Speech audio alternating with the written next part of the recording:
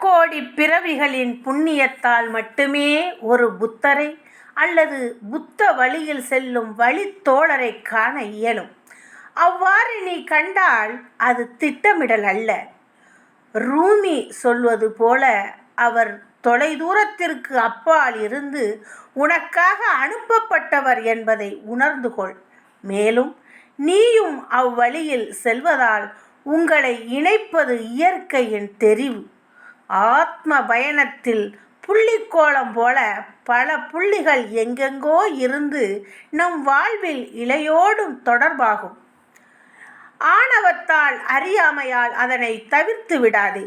உன் வெளிப்பார்வையின் தீர்மானத்தால் ஒரு மனிதரை தீர்ப்பிடாதே. புத்தர்கள் உன் கருத்திற்கு முற்றிலும் மாறானவர்கள். இறை என்பது மிக எளிமையானது. ஆனால் அதை அடைய